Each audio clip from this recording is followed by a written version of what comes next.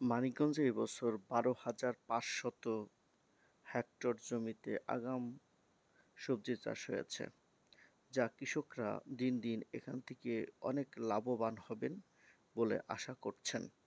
এবং এই আগাম চাষের জন্য মানিকগঞ্জের সদর, সিংড়া এবং সাটুরিয়া উপজেলায় খুবই বিখ্যাত এবং চমৎকার সবজি এখন বপন, রোপণ এবং জমি যে তৈরি করা এসব কিন্তু কাজ চলছে। সেক্ষেত্রে মনোরম পরিবেশ এবং কৃষকরা উৎসাহ উদ্দীপনা নিয়ে এই কাজগুলো করছে। কেন করছে? আগাম চাষ করলে গতানুগতিক চাষের চাইতে আগাম চাষে অনেক লাভজনক, দ্বিগুণ লাভ পায় কৃষক অল্প সময়ের ভিতরে। তাই গতানুগতিক চাষ পদ্ধতি পরিহার করে যদি এই শীতকালীন আগাম সবজির চাষাবাদ করা যায়, তাহলে কৃষক উপকৃত হয় এবং আগাম কিন্তু আমরা যারা ভোক্তা রয়েছি তারা কিন্তু এই সবজিগুলো পাই। আমার কথাগুলো বলার উদ্দেশ্য হচ্ছে, এই গতানুগতিক চাষাবাদ পদ্ধতি বাদ দিয়ে যদি এরকম আগাম চাষ করা যায়, তাহলে আপনারা লাভবান হবেন। যদি কেউ নতুন উদ্যোক্তা হন, বেকার থাকেন, তাহলে কিন্তু এসব করে আপনি উপকৃত হতে পারেন।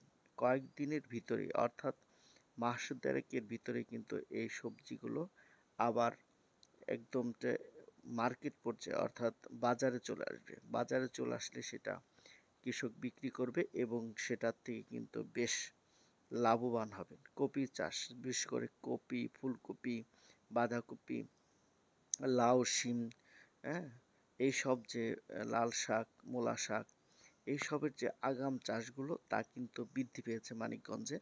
গত বছর ছিল আহ, তো ১১,৫০০ হেক্টর জমিতে এটা আগাম চাষ হয়েছিল। এবার ১২,৫০০ হেক্টর জমি, অর্থাৎ ১,০০০ হেক্টর জমি কিন্তু কৃষি সম্প্রসারণ অধিদপ্তরের মতে বৃদ্ধি পেয়েছে। আর এই বৃদ্ধির একমাত্র কারণ হচ্ছে লাভবান হচ্ছে কৃষক, তাই কিন্তু এখানে করছে।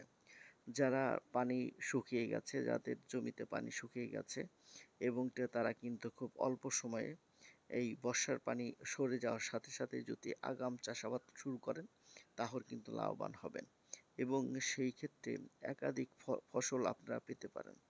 এই একাধিক ফসলের ভিতরে অনেকেই আছেন এখানে কিন্তু এই আগাম ফসল ওঠার সাথে সাথে অন্য ফসল চলে আসবে। অন্য ফসল আসার সাথে সাথেই কিন্তু আপনারা সেটার থেকে লাভবান হওয়া সম্ভব হবে। এই কথাগুলোর উদ্দেশ্য, যদি কোনো একটি মানুষও যদি এখান থেকে উপকৃত হন, তাহলে আমার এই ভিডিওটা বা কথা বলা সার্থক হবে বলে আমি মনে করি।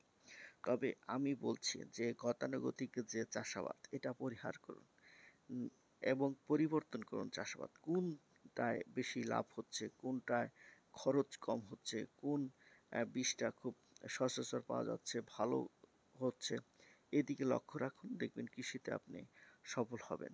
আসলে যাই বলুন, চাকুরি বলেন, অন্য কিছু বলেন, সব চাইতে বড় কিন্তু এখনো মানুষ কৃষির থেকে আয় করছে। কৃষকরা কিন্তু এই এটা কিন্তু একটা বৈজ্ঞানিক বা প্রকৌশল বিষয়, মানে সবসময় আবিষ্কারের বিষয়। আপনি যদি দেখেন বলে এটা থেকে এটা করলে কি হয়, এটা থেকে এটা কি করলে কি হয়, আপনি কিন্তু আবিষ্কারও করছেন, নিজে নিজে কিন্তু উৎপাদন করছেন। দেখবেন যে এই যে অধিক বৃষ্টি হচ্ছে, বৃষ্টির থেকে যে পরিত্রাণ পাওয়ার জন্য এখন মালচিং পদ্ধতি চলে আসছে।